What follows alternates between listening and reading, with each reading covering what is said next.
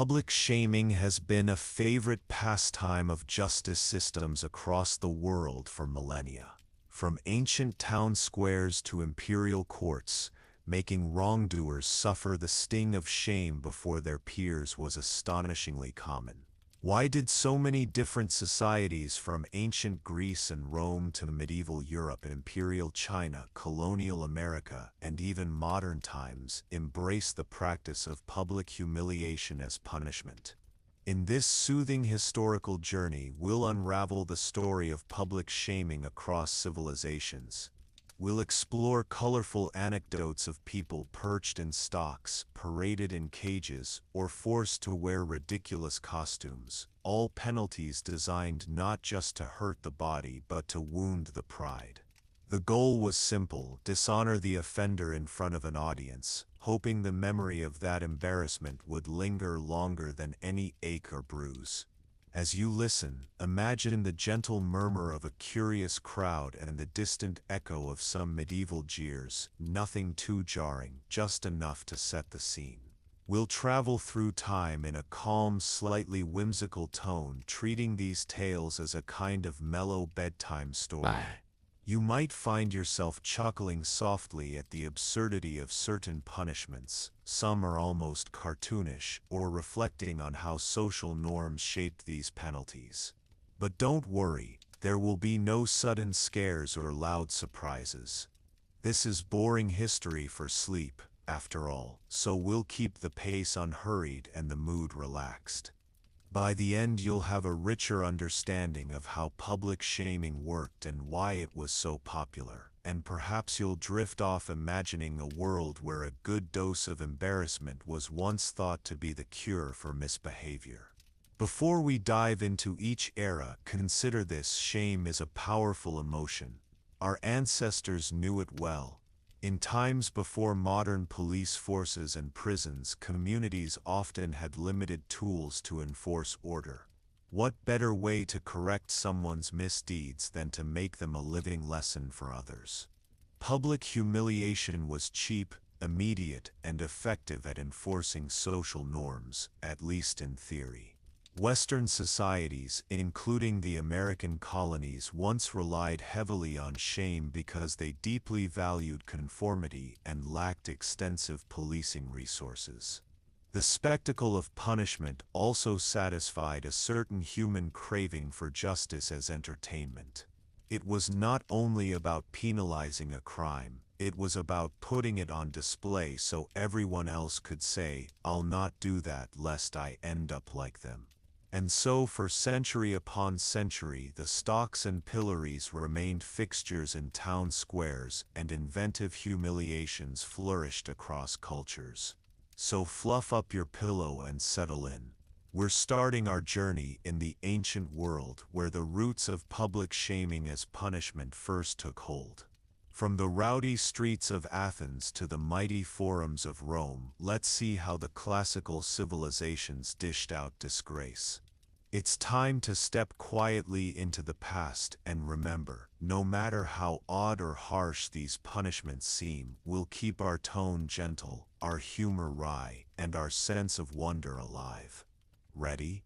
Let's begin our calming tour of shame through history. Ancient Greece: honor, radishes, and the stocks. Ancient Greece, the cradle of democracy and philosophy, was also a place where personal honor and public reputation meant everything. In such an honor-driven culture, to be publicly shamed was a fate almost worse than death. The Greek word for shame, eidos, carried deep significance as a social and moral emotion. So how did the Greeks employ shame as a punishment? Quite creatively, as it turns out. In classical Athens, most punishments were meant to fit the crime in a way that satisfied the injured party's anger and taught a lesson to all. Athenian law even allowed for public humiliation in the stocks as one of its penalties. Imagine a busy Athenian agora marketplace on a bright afternoon.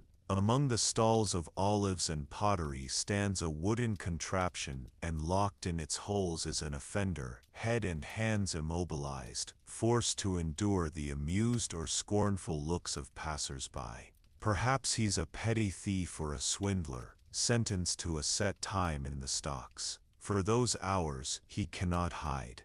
His disgrace is literally on display. This was considered a moderate penalty for minor wrongs, milder than flogging or exile, but certainly memorable. Crowds might gather. Greeks loved an excuse for an assembly and mock the hapless wrongdoer. While physically uncomfortable, the real punishment was the public exposure and loss of face. The Athenians also had other more unorthodox ways to shame an offender, especially in cases that inflamed passions like adultery. In a society where a man's honor was tied to the chastity of the women in his household, catching an adulterer invoked particularly creative vengeance. One infamous punishment from Athens, possibly more comedic than common, was known as rephanidosis. The very name might elicit a sleepy giggle once you know what it involved. Allegedly, an adulterer could be punished by having a large radish inserted into his rectum, followed by the burning of his pubic hair with hot ash. Yes, you heard that right. A radish. This bizarre penalty is mentioned in ancient comedic literature. Aristophanes jokes about it, and historians debate whether it was actually carried out or was more of a frightful threat. Either way, the intent was clear: absolute humiliation. The adulterer's masculinity and dignity would literally be sore afterward. It's a startling example of how far a society might go to disgrace someone who violated a deeply held norm. We'll allow ourselves a quiet chuckle at the sheer absurdity. Imagine the red-faced embarrassment of explaining that injury to your friends. Not all Greek shame punishments were so crude. Some were as simple as symbolic public exposure. In Athens, a cheating tradesman might be forced to stand in the marketplace with his offense proclaimed on a sign, or a debtor might sit at the temple gates begging forgiveness. And then there was the practice of ostracism, a unique Athenian custom that, while not a physical ordeal, was the ultimate public rejection. Each year, citizens could vote to exile someone for 10 years by scratching his name on broken pottery, ostraca. If enough voted against you, you were literally banished in a very public way, your name announced as the one whom Athens could do without. Ostracism was ostensibly to remove threats or overly ambitious politicians, but it doubled as a kind of public shaming on a grand scale, an entire city declaring, "You're not welcome here." The ostracized person wasn't physically harmed, but imagine the blow to one's pride, having to leave your home and know that everyone you passed on the road knew you'd been voted off the island, so to speak. Meanwhile, in Sparta, the Greeks took a slightly different angle on public shame. The Spartans, famous for their military discipline, didn't use stocks or radishes, but they did subject failures to social humiliation. In a society that prized bravery, a coward in battle faced a lifetime of disgrace. A Spartan, man branded a coward, called a trembler, might be forced to wear mismatched or ridiculous clothing, for instance, a cloak with colored patches, and to shave half his beard, leaving the other half long. Picture that, in your mind's eye, a warrior walking around with a strangely half-shaven face, broadcasting his shame. He also had to go about unkempt, and avoid the company of others. People in the street could even *** strike or slap him without penalty. Essentially, the Spartans turned the coward into a living cautionary tale, his altered appearance constantly reminding everyone, including himself, of his failure. This wasn't a timed punishment, it was an ongoing status. The poor fellow would be living in shame day after day. In a communal society like Sparta's, where respect was everything, such a fate was deeply humiliating. It was meant to pressure the individual to redeem himself somehow, or at least to warn his peers, don't be like this man. So, in ancient Greece we see two sides of public shaming. In democratic Athens, shame could be a formal sentence: sit in the stocks, endure jokes, maybe fear the dreaded radish, hopefully a rare occurrence. In austere Sparta, shame was a social consequence for breaching the warrior code, less an official punishment, and more a communal shunning with visual markers of disgrace. In both cases, the public was the hammer that drove the nail of punishment. Neighbors, fellow citizens, or onlookers became participants in the justice process, whether by laughing at you, pelting you with insults, or simply noting your altered appearance. The Greeks understood that embarrassment could succeed where mere fines or beatings might not. A fine you could pay off, a scar might heal, but shame could stick to the soul. Lying here in modern times, wrapped in your cozy blanket, you might feel a sympathetic cringe for those ancient offenders. But there's also something gently comic about it now. The distances of time allow us to smile at the thought of an Athenian gossip scurrying by a man locked in wooden boards, perhaps offering a sarcastic, having a rough day friend, or a Spartan mother scolding her child, eat your dinner, or you'll grow up cowardly and end up like old half-beard over there. The humanity of these moments, people dealing out shame and others enduring it, is relatable across the centuries. Ancient Greece thus set the stage for public shaming as a tool of justice. It was personal, it was often public theater, and it banked on the idea that the fear of losing honor in the eyes of others was a powerful deterrent. Keep that in mind as we sail across the wine-dark sea to our next destination.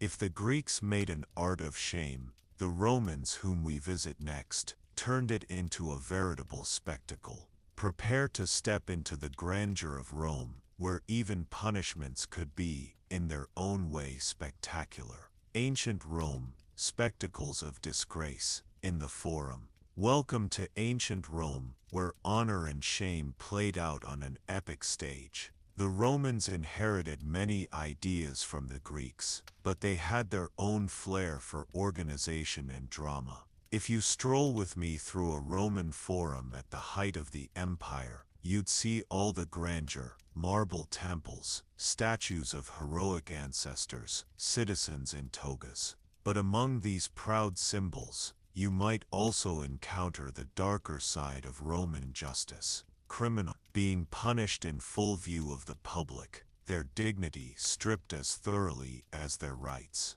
In Rome, public humiliation wasn't just about shaming an individual, it was often a tool of state power, a way to send a message that Rome tolerates no transgressions. And the Romans, ever the pragmatists, also found it practical. Shaming was cheap, effective, and satisfied the crowd's sense of justice. One of the most notorious forms of Roman punishment that involved intense public humiliation was crucifixion. We often remember it for its cruelty as an execution method, but the Romans specifically used crucifixion to maximize public disgrace for slaves, rebels, and the worst criminals. A person was nailed or tied to a cross or wooden frame, raised up in a public place, and left to die slowly over hours or days. This was not done out of sight. It was deliberately staged as a public deterrent. According to historical accounts, Roman soldiers would even crucify people naked and in varying grotesque positions to amplify the humiliation. After death, the body might be left hanging for days, to decay and be pecked by birds, essentially turning the corpse into a warning billboard. In the eyes of Roman law, some crimes deserved not only death, but utter disgrace, even beyond death. Imagine the psychological impact. Not only does the criminal suffer, but their memory is tarnished by the image of their degraded body on display. For the onlookers, it was a morbid lesson in what happens if you challenge Roman authority. It's a grim scenario, but we're viewing it from a safe distance, as a historical tableau, much like one might observe a dark painting in a museum, calmly and thoughtfully. Not all Roman shame punishments were lethal. For lesser offenses, Romans often used what we might call marking and mocking. One common practice was branding. A convicted thief or runaway slave, for example, could be branded on the forehead with a letter denoting the crime. A slave might receive the letter F for fugitivus, fugitive, and thus forever carry a literal mark of shame. It's startling to think about walking around the city with a scar on your face that says, thief or deserter, an inescapable conversation starter, and not the good kind. The branding served as both punishment and permanent public notice. Every meeting with someone new would reenact a bit of the humiliation, as their eyes flicked up to that telltale scar. The Romans were effectively turning people into living cautionary signs. In fact, this idea of branding criminals was so practical that it persisted in Europe and America well into the 18th century. For example, English law branded letter T for thieves, A for adulterers, and so on. A legacy of the Roman approach. Another Roman approach to public humiliation was the parade of the guilty. In some cases, an offender might be paraded through the streets as people hurled abuse or rotten food. The most spectacular version of this was reserved not for common criminals, but for defeated enemies of Rome. Picture a Roman triumph, the Grand Victory Parade, when generals celebrated conquest. Part of the ritual was to parade prisoners and the vanquished leaders in chains before the jubilant populace. The captive king or rebel chieftain, once proud, would be marched through Rome, mocked and gawked at, before often meeting a grisly end at the capital. For instance, after the suppression of a Jewish revolt in AD 70, the Roman general and future emperor Titus held a massive triumph. Jewish prisoners were paraded through the streets of Rome and publicly strangled at the Forum as part of the spectacle. To add insult to injury, the Romans even displayed looted sacred objects from the Jewish temple and raised a pagan Roman standard on the temple ruins, an ultimate act of humiliation to accompany the physical destruction. This wasn't just punishment, it was propaganda. It told the world, look how utterly Rome can crush and shame those who defy it.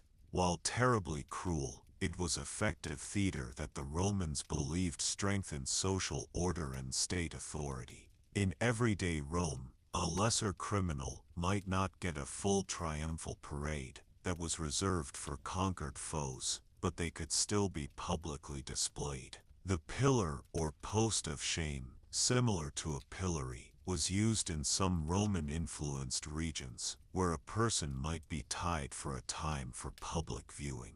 The Romans also had a practice for disgraced soldiers. After a unit showed cowardice, they might force the soldiers to march under a yoke, a makeshift low wooden arch made of spears, as a ritual of humiliation before letting them go. The idea, initially, was that passing under a yoke symbolically subdued them, removing their battle rage, but it quickly became purely a way to shame defeated enemies. The most famous incident was after the Roman defeat at the Caudine Forks in 321 BC, when victorious Samnites made an entire Roman army crawl under a yoke. The Romans never forgot that humiliation. In fact, they made sure to retaliate years later by doing the same to the Samnites. In the Roman mindset, honor lost must be avenged. Until then, the sting of shame lingered. Speaking of lingering shame, Roman law had the concept of infamia, literally infamy, a formal loss of social standing. Certain people, gladiators, prostitutes, actors, were considered to have infamia just by their profession, but criminals could be declared infames too.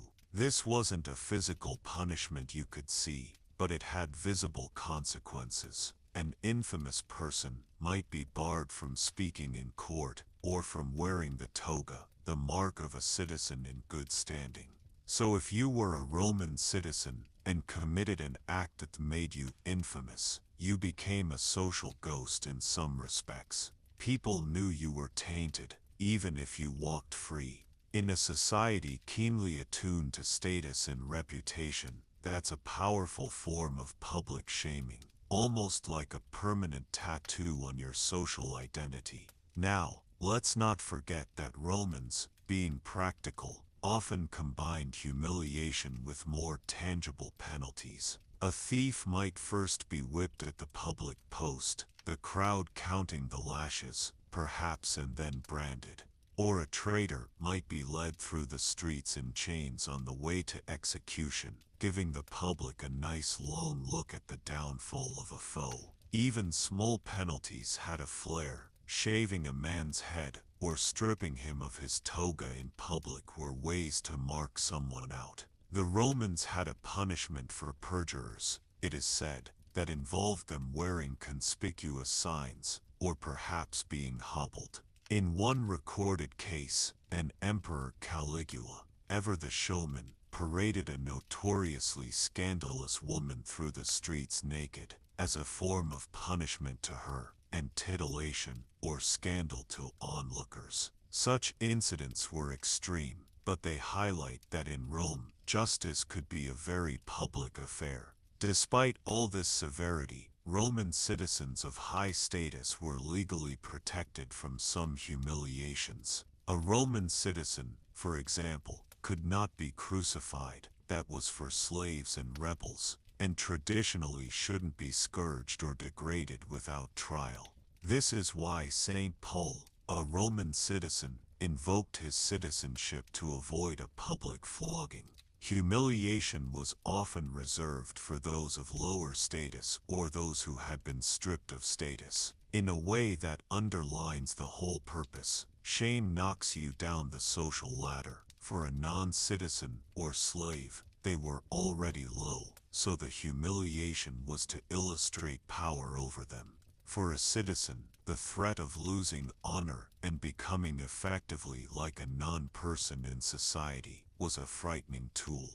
By now, you might notice a pattern. Ancient punishments often hinged on the idea that a good name and dignity were precious. To publicly tarnish or destroy those was to truly punish the offender. If you close your eyes and imagine a Roman marketplace in the morning sun, you might see a baker selling bread, a senator in his white toga, and in a corner, a post where yesterday, a petty criminal was tied up for hours, now empty, but still bearing the remnants of rotten vegetables on the ground. A reminder to everyone, behave or you might be next on display. Perhaps a couple of townsfolk pass by, recalling the sight with grim satisfaction or pity, before resuming their day. The Roman world thrived on order and hierarchy, and public shaming helped maintain that order by clearly marking who had transgressed. It was a language everyone understood without a written word. The sight itself was the lesson.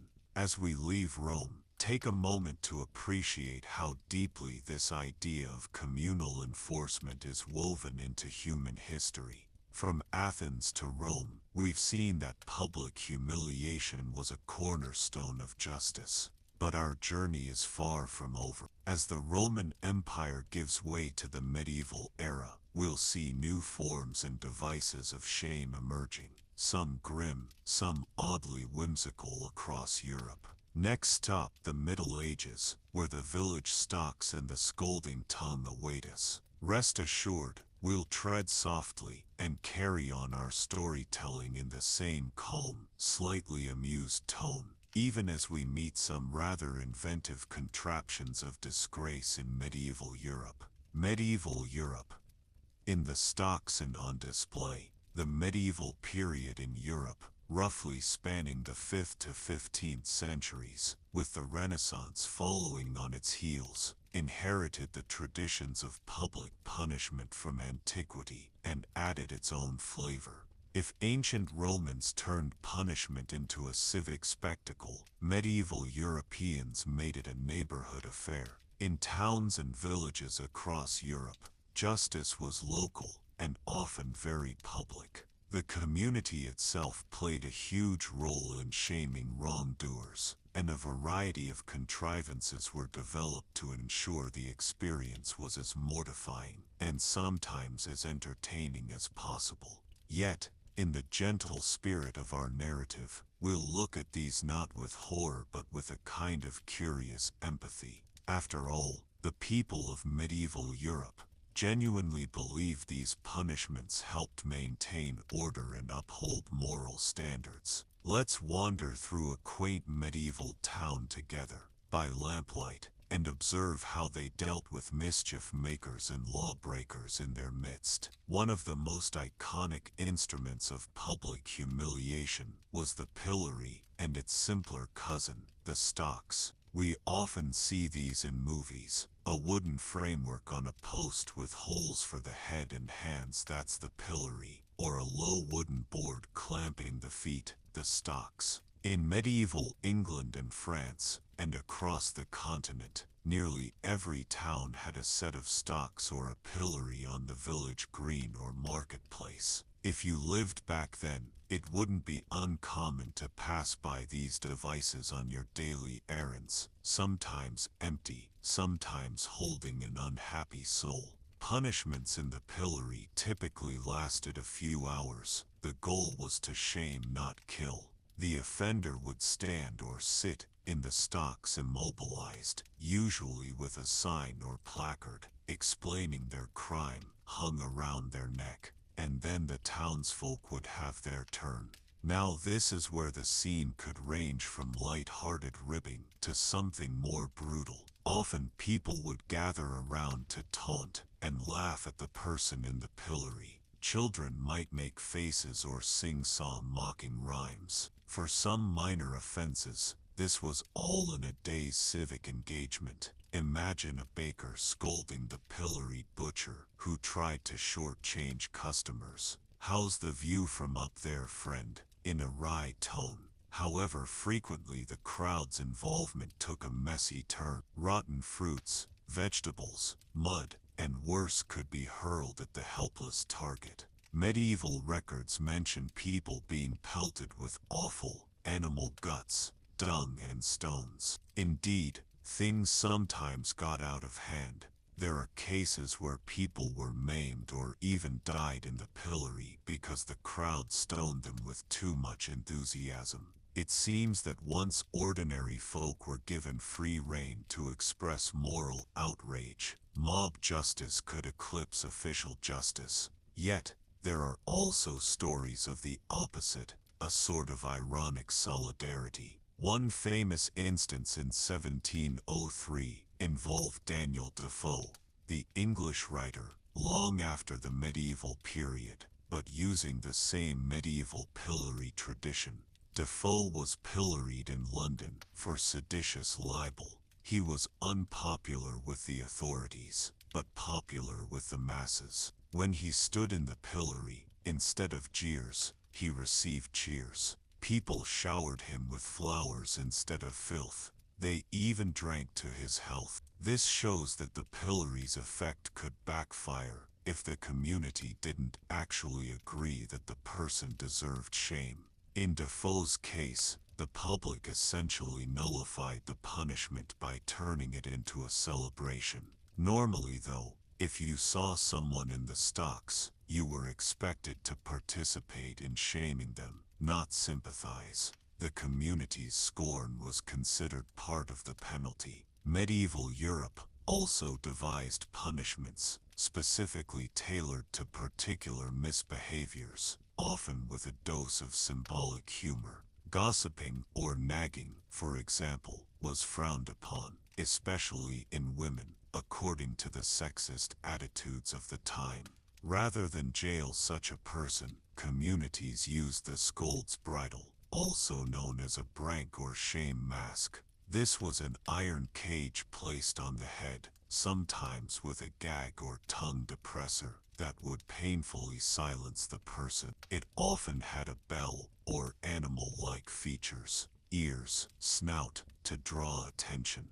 A scolding woman might be led through town in this humiliating headgear, effectively made to look like a fool or animal for her loose tongue. One type of bridle had a long tongue attached to the mask's mouthpiece, indicating the person talked too much. The message was clear and literal: she won't be wagging her tongue now. While undeniably cruel, there's a grim chuckle in the obvious symbolism. They turned the alleged vice, talking, into the mechanism of punishment, being forced to wear a talking-themed contraption. For the spectator, the visual was striking, and to their eyes, probably darkly comedic. For the poor soul in the mask, it was a mortifying experience, being paraded as a human caricature of her misdeed. A 17th century German shame mask, in the shape of a rooster,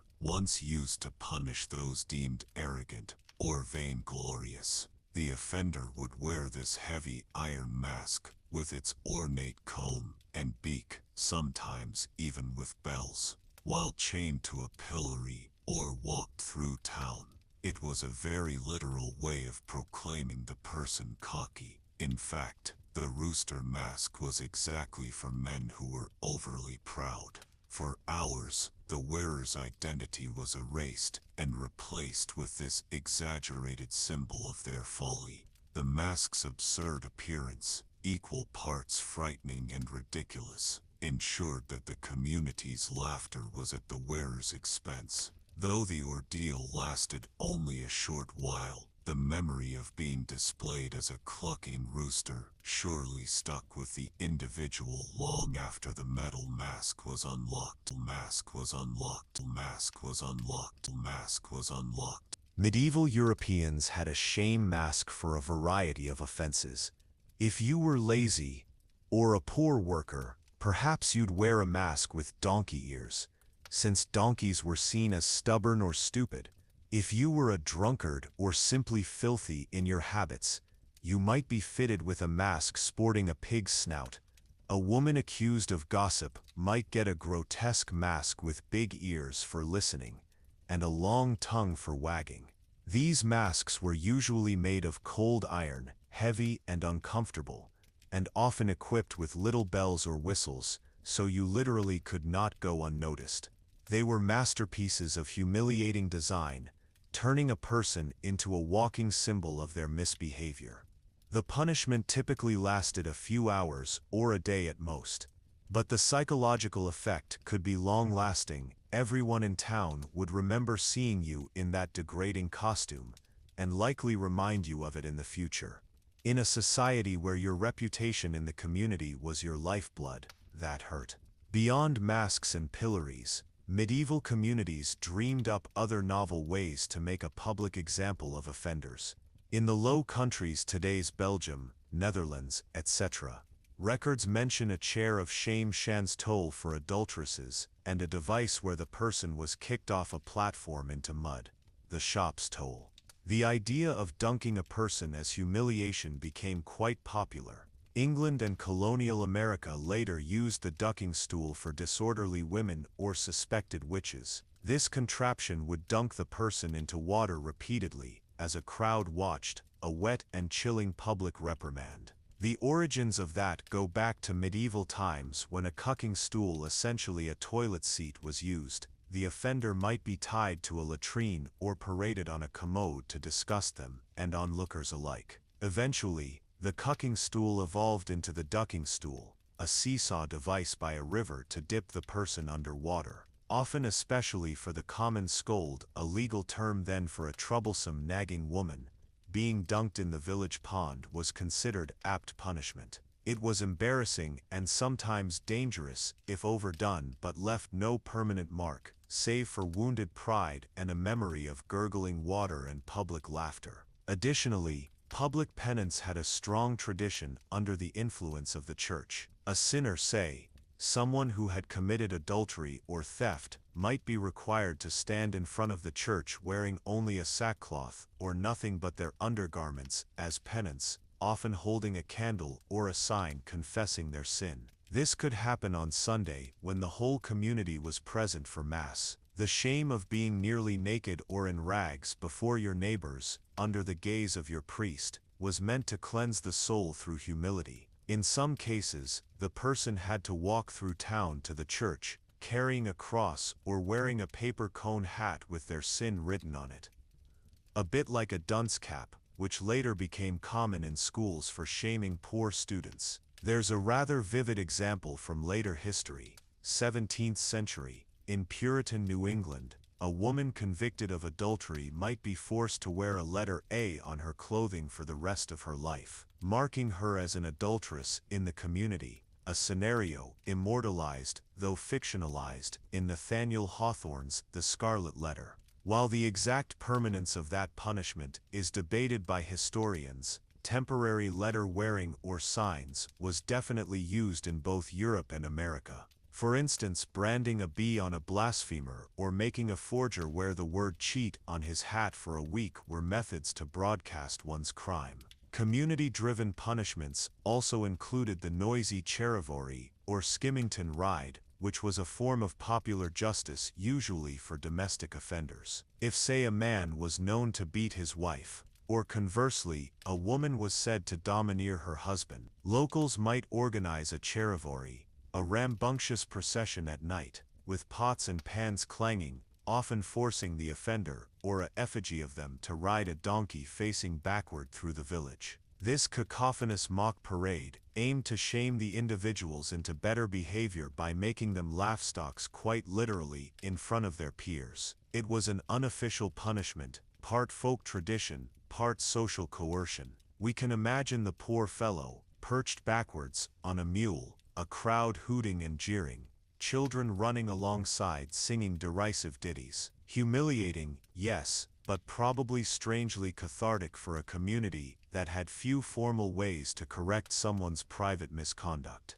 It's a reminder that not all public shaming was meted out by judges. Sometimes the community took matters into its own hands to enforce moral norms. Medieval punishment also had a performative theatrical aspect. Public executions themselves were, morbidly, a kind of theater of shame for the condemned. Standing on a scaffold above a crowd, often expected to make a last confession or be displayed. But since we're focusing on non-lethal shaming, one notable practice in some medieval towns was after an execution, they might display the body, or a body part, for example, a severed ear or hand from a thief who'd been mutilated instead of killed on the city gates. This was a post-mortem humiliation. Even in death, we shame you by letting the crows pick at your tarred head on a spike. It's ghastly, but in the mindset of that era, it was a final statement that this person's deeds were beyond the pale. Yet, lest all this sounds too grim for a bedtime reflection, remember that to medieval folks, these punishments made sense within their world of justice, and there were cases of compassion. Sometimes a victim of the stocks or pillory had a friend in the crowd who would try to shield them or persuade people not to throw things. A wealthy family might even pay townsfolk not to show up and heckle their relative in the pillory. And as we saw with Defoe's case, public opinion could sometimes invert a shaming into a show of support. There's a record of a man in 18th century England who was so well liked that when he was put in the pillory, the crowd gave him food and drink instead of abuse. A sympathetic observer might also note that these punishments, harsh as they were often alternatives to corporal punishments like whipping or worse. Some people might have preferred a day of embarrassment to a brutal lashing that could leave scars. In that sense, public shaming was considered a relatively merciful penalty for minor crimes,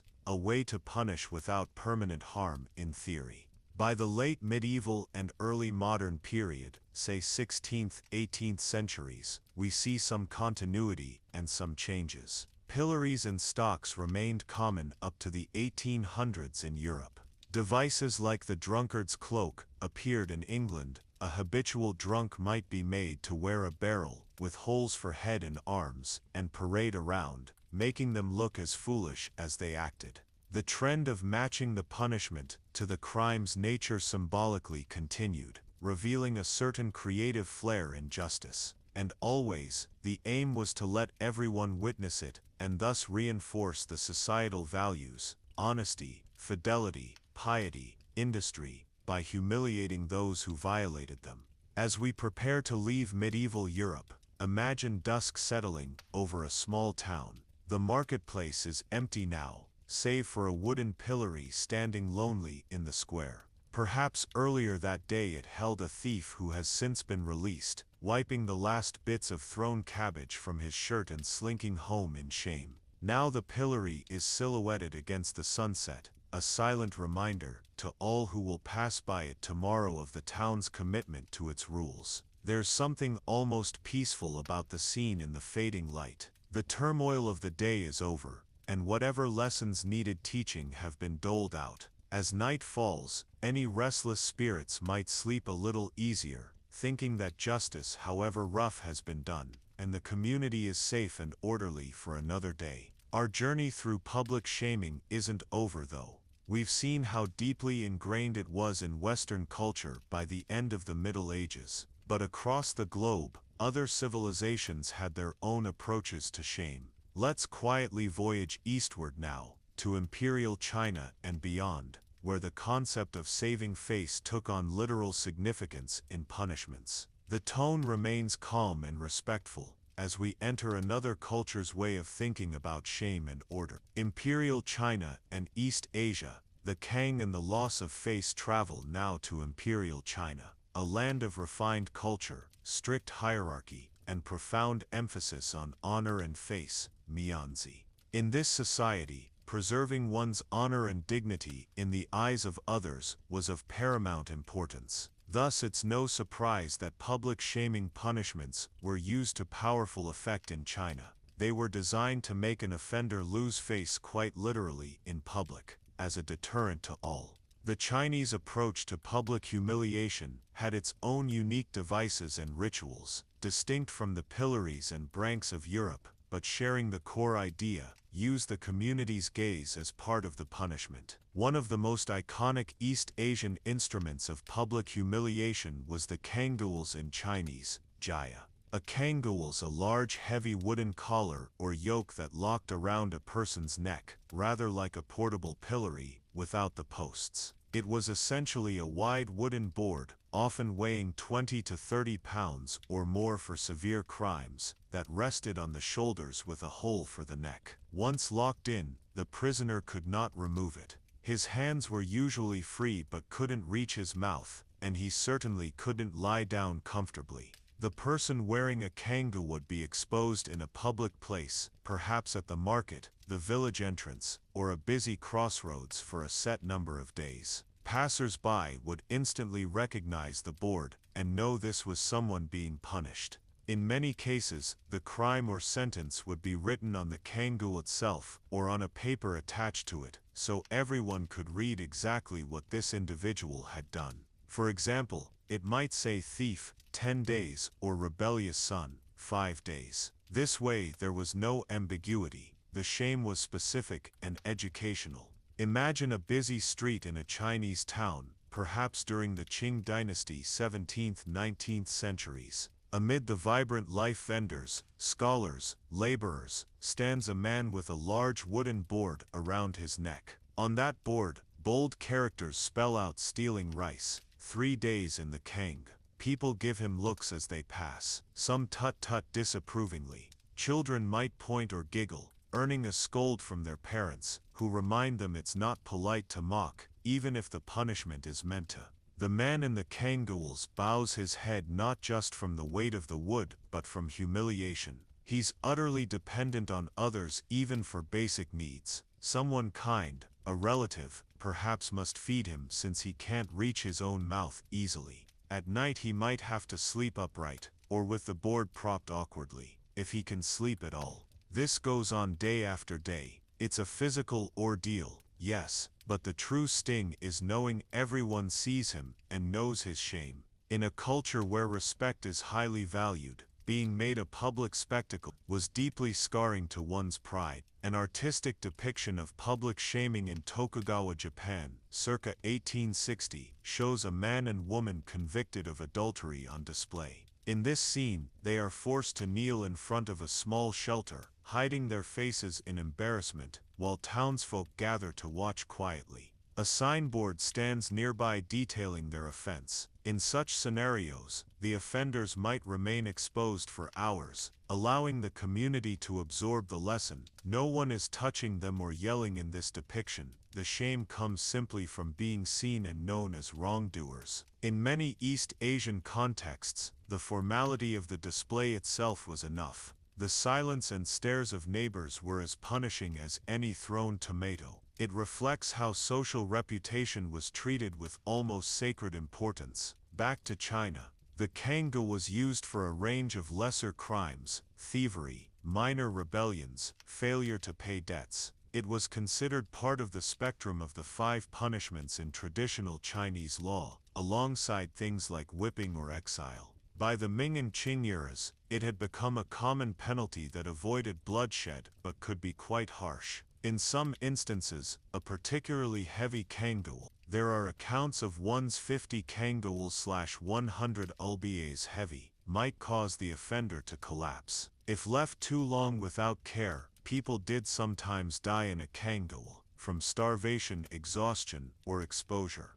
But generally the authorities didn't intend the kangul as a death sentence. Rather, it was a way to make the punishment visible to all. It also conveniently immobilized the person in the community's eye for the duration, like a slow-moving pillory. Chinese officials believed that such public shame-based punishments were effective in a society that valued family honor and harmony. A person in a kangul not only felt personal shame, but knew they were bringing dishonor to their family as well. This collective aspect of shame in Confucian-influenced cultures meant that public humiliation could be a very potent deterrent. For example, an official record might note that a son who struck his father, a grave sin in Confucian ethics, was punished by being put in a kangul in front of his village for a fortnight, so that everyone, including distant kin, saw his disgrace. The hope was that no one else would dare breach filial piety after witnessing that humiliation. In Imperial China, there were other forms of public shamings too. Officials who committed errors might be paraded in disgrace, though often they'd be just demoted or executed outright for serious faults. Ordinary criminals might also face public beatings, not exactly humiliation alone, since pain was involved, but the public nature was meant to shame as well. The Chinese penal system incorporated the idea of linqi, death by slow slicing for heinous crimes, which was gruesomely public, but that crosses firmly into execution rather than mere shaming, and definitely not something to dwell on at bedtime. So focusing on non-lethal punishments, public exposure in stocks or cages was used in China similarly to the West. There are photos from the late 19th century showing Chinese prisoners in small bamboo cages hung up in public, essentially another method of public display, though those were often for severe crimes and could be a prelude to execution. One interesting facet in traditional Chinese religion and culture, public penance sometimes took on a ritual form. The kangul itself was occasionally used voluntarily by people who wanted to expiate their sins. Historical notes mention that in folk religious rituals, a penitent might wear a mock kangul, or even one made of paper or lighter wood, and parade themselves to a temple, having written their sins on the board, seeking forgiveness. This was like a self-imposed public shaming to show genuine remorse. It indicates how normalized the concept of public shame was. It could even be embraced as a path to redemption. Beyond China, Other East Asian cultures had analogous practices. In Japan, during the Tokugawa shogunate, 1603–1868, public exposure known as surashi was commonly used. Criminals, like the adulterous couple in the image we saw, might be tied to a post or made to sit in public with signs detailing their crime. Sometimes, lawmen would march an offender through the streets for all to see, announcing their crime. Adultery, which undermined the feudal household system, was indeed punished by public exposure in some cases. The Japanese term haji means shame, and avoiding haji was a social imperative. So being subjected to surashi, public shame, was deeply feared. Even samurai, who had strong honor codes, might be ordered to do a public apology in humiliating garb if they committed a transgression against their lord, though more often they'd be allowed the dignity of seppuku, ritual suicide, to avoid dishonor. For commoners, though, they had no such escape. They had to endure the humiliation. In Korea under the Joseon dynasty, there was a device called the tulkul, which was similar to a kangul. Also, public flogging in marketplaces with spectators was routine. In Siam, Thailand, as one Western traveler noted in the 19th century, adulteresses were paraded with a flower hibiscus behind the ear as a mark of shame. Thieves were tattooed on their faces, and other criminals were made to wear contraptions, like lengths of bamboo around the neck, to advertise their misdeeds. So the theme of letting everyone know what you did was common across many Asian societies. Tattooing or branding, as we've seen, was a permanent form of that. And yes, the Chinese at times tattooed criminals, like the character doll for thief, on the face. One striking period to mention is China's Cultural Revolution, 1966–1976. Although that's modern history and a unique political upheaval, it involved systematic public shaming on a massive scale. People accused of being counter-revolutionaries, or bourgeois, were subjected to struggle sessions. They were forced to wear placards, stating their alleged crimes, sometimes huge caricatured hats, and stand or kneel before large crowds, to be verbally and physically abused. Photos exist of individuals with wooden boards hung around their necks with phrases like traitor or capitalist rotor scrawled on them, being publicly castigated by mobs. The Cultural Revolution's aim was to destroy old status and re-educate through humiliation. It was an extreme political exploitation of public shaming, and it left deep scars on Chinese society. Elders today in China still recall the horror of being or seeing someone denounced and shamed in public, often by former friends or students. It's an example of how the age-old tactic of public humiliation can be weaponized in very modern turbulent contexts. While this era is far removed from the gentle atmosphere we want for sleep, it underscores that public shaming is not just a medieval curiosity. It has reappeared in various forms even in recent times. Stepping back to a more general view, in many Asian cultures, the collective and family-centric values meant that public shame could lead to collective punishment by proxy. For instance, a family might disown a member who brought shame through crime, or a village might ostracize a whole family for one member's transgression. This makes public shaming a double-edged sword. It punishes not only the individual, but pressures their loved ones to keep everyone in line, so as not to be tarred by association. In Imperial China, officials might notify an offender's family or community elders so that additional scolding and correction would happen beyond the formal punishment. From our quiet vantage point, we can appreciate both the similarities and differences in how East and West used shame. A medieval European in the stocks and a Chinese thief in a kangul would have understood each other's plight quite well, even if they couldn't speak the same language. The hangdog look and averted eyes of humiliation are universal. Both of them might think, being stuck here is miserable, But what's worse is that everyone I know has seen me like this. In a way, the universality of these punishments speaks to a common human understanding that social reputation matters, and communities everywhere have leveraged that for justice. Let's leave the streets of old China now.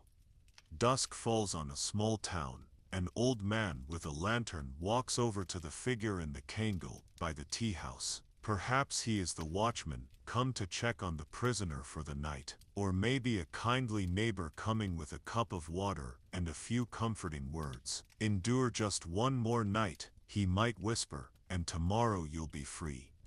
Keep your head up. The man in the cangle nods gratefully, sipping the water as best he can. In this gentle moment, we are reminded that even in times of harsh punishments, there were often glimmers of compassion. The lamplight flickers, the night insects hum, and one imagines that both men, punisher and punished, are looking forward to a morning where this shame will finally be lifted. Now our historical voyage brings us back toward the West, into the modern era. By the 18th and 19th centuries, Enlightenment ideas began to challenge the practice of public shaming in Europe and America. We'll see how attitudes shifted, how these punishments were gradually abolished or transformed, and yet how public shaming has made a curious comeback in some forms in recent times. Continue to relax as we explore this next chapter, where the tone of society around shaming changed from acceptance to aversion, and then in some quarters returned again. The decline of public shaming and its modern echoes. By the late 1700s and into the 1800s, a significant shift was underway in Western society's attitude toward punishment and human dignity. Enlightenment thinkers and reformers started to argue that punishments aimed at public humiliation were cruel, degrading, and ultimately counterproductive. A new concept, the notion of human rights and personal dignity, was emerging, which didn't sit well with the old rituals of the stocks and pillories. The story of public shaming thus enters a period of decline. But interestingly, as we'll see, it never disappeared entirely. It only changed form, and in the late 20th and 21st centuries, we can observe certain echoes or revivals of shame as punishment, albeit with a modern twist. This final leg of our journey will carry us gently through that transition and reflect on why even today we grapple with the legacy of public shaming. In the early United States, for example, public shaming punishments were inherited from English practice. Every colonial town had its whipping post and pillory. But after the American Revolution, there was a gradual movement away from those old methods. Influential voices like Dr. Benjamin Rush, a founding father, denounced public shaming. In 1787, Rush wrote that shame is universally acknowledged to be a worse punishment than death. This might sound like hyperbole, but he was capturing a growing sentiment that such punishments were overly harsh on the psyche. By the turn of the 19th century, states began to outlaw or limit these practices. Massachusetts, for instance, formally abolished the use of the public stocks in 1804. England followed suit by ending the pillory in 1837. The United States gradually phased it out too,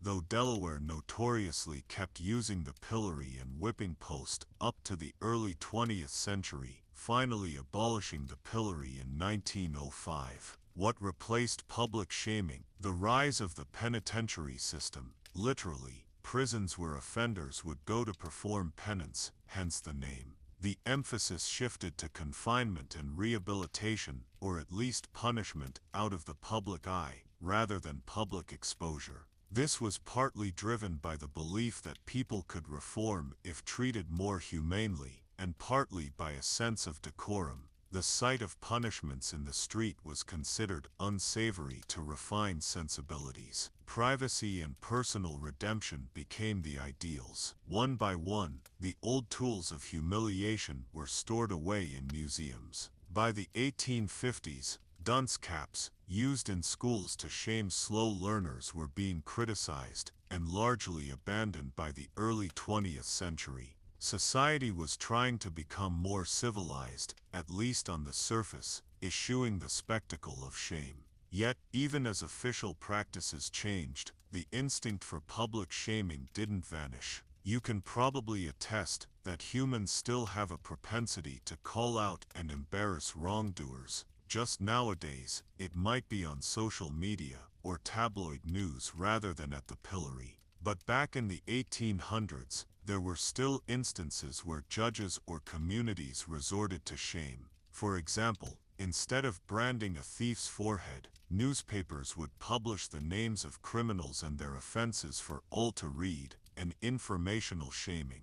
And in small towns, a kind of informal shaming persisted. A cheating merchant might quietly lose business as word of mouth spread his shame, a sort of social ostracism taking the place of the stocks. As the 20th century rolled around, a strong critical view of shaming had taken root in Western culture. Many considered it a relic of a barbaric past. When we think of the stereotypical Victorian era, late 19th century, one imagines prudishness and concern for propriety. In fact, part of that was a genuine aversion to the coarse spectacle of old punishments. They wanted to sweep it away in favor of more discreet methods. But now fast forward to the later 20th century, 1960s onward. Surprisingly, there was a modest revival of interest in shame as a legal punishment. Some judges and local authorities, frustrated with recidivism and limited jail space, decided to get creative.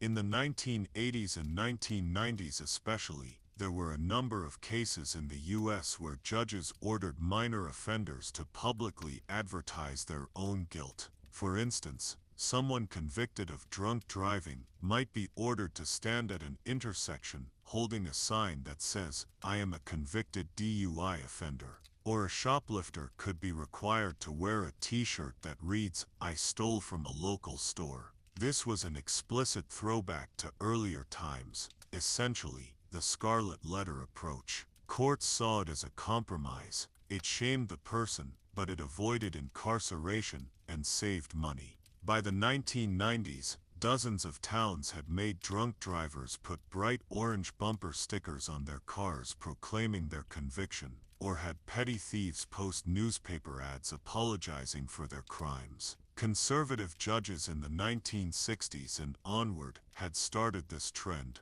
believing a little humiliation might straighten some people out. Did it work? Opinions were divided. Some offenders reported that the public shaming was far worse to them than any fine or even jail, echoing Benjamin Rush's old comment. In some cases, it did seem to deter repeat behavior. In others, it bred resentment, or even mental health issues. Many higher courts looked askance at these penalties. Some felt it violated the modern standards of decency, or even constitutional protections against cruel and unusual punishment. For example, in 2018, a U.S. federal judge actually ruled that a state's practice of a public sex offender registry was akin to cruel and unusual punishment.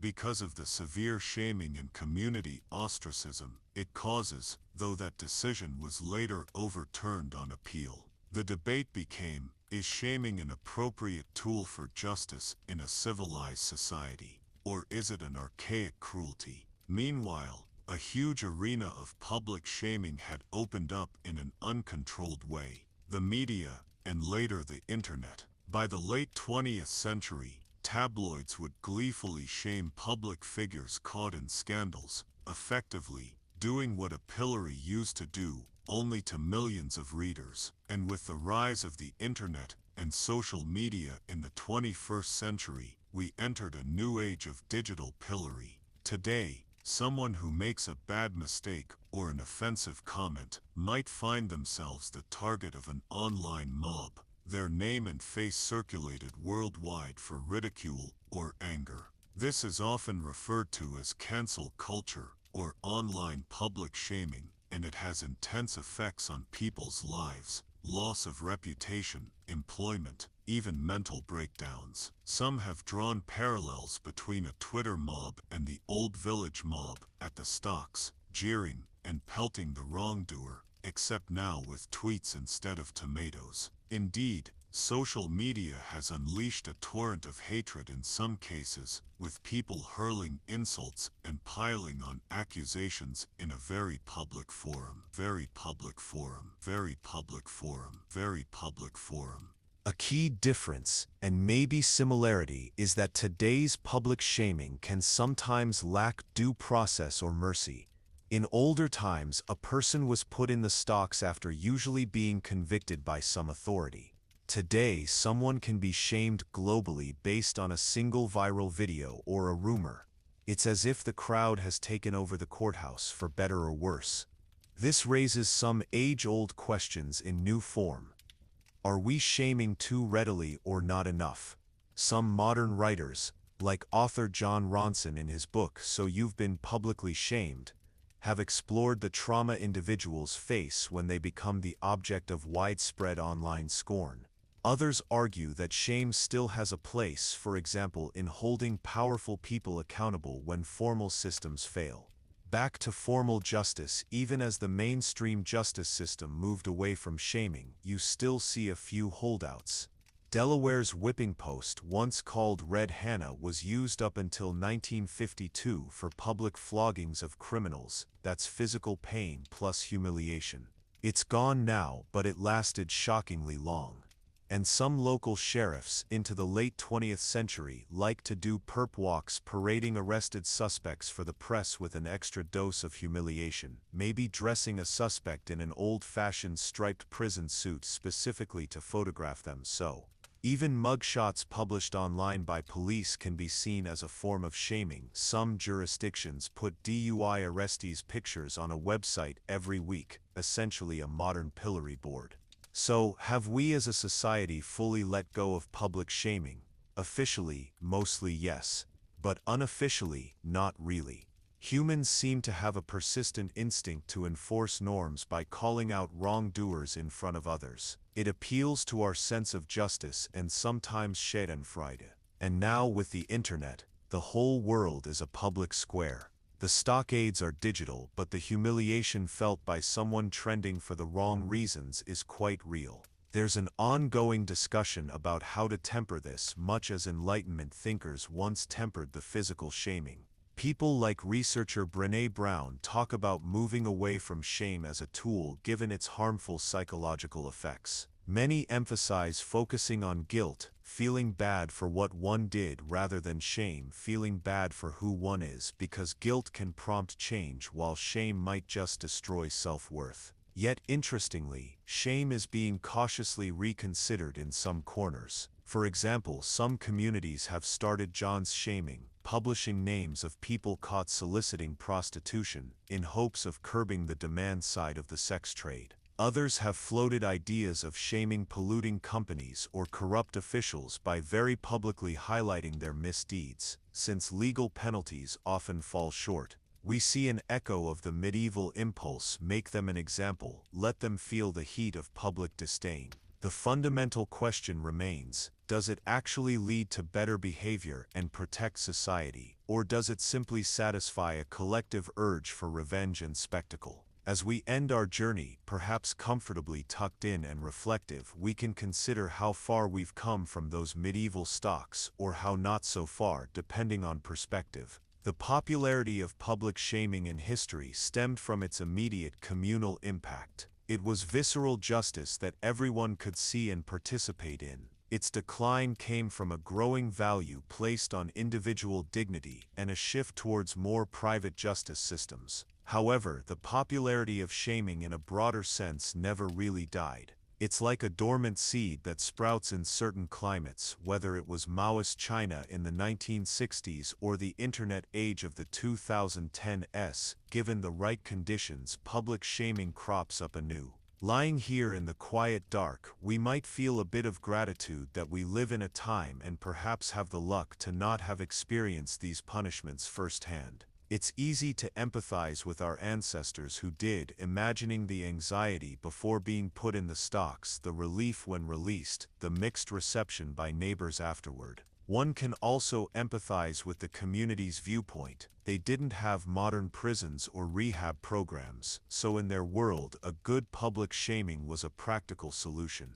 They likely believed it was genuinely for the greater good, not purely cruelty. We can end on a gentle note of reflection. Public shaming in history was so popular because it spoke to something fundamental in social animals like us: the need to enforce rules and the power of social approval or disapproval. It was a way to make intangible concepts of right and wrong very tangible, in the faces and postures of those punished. Through colorful anecdotes from Greek radishes to Chinese kings, we've seen the human creativity and sometimes folly in trying to uphold order. Now, as you drift towards sleep, perhaps you'll carry with you a newfound understanding of that old phrase, holding someone up to shame. Its forms have changed, but the phrase is literal. People were once held up in contraptions for all to see and scorn. Thankfully, those days are mostly behind us. Instead of stocks in the square, we now use tweets and headlines, but maybe, just maybe, with knowledge of history, we can be a bit more mindful of the consequences. Close your eyes and imagine an empty town square at dawn. Centuries ago, the pillory is empty. The streets are calm.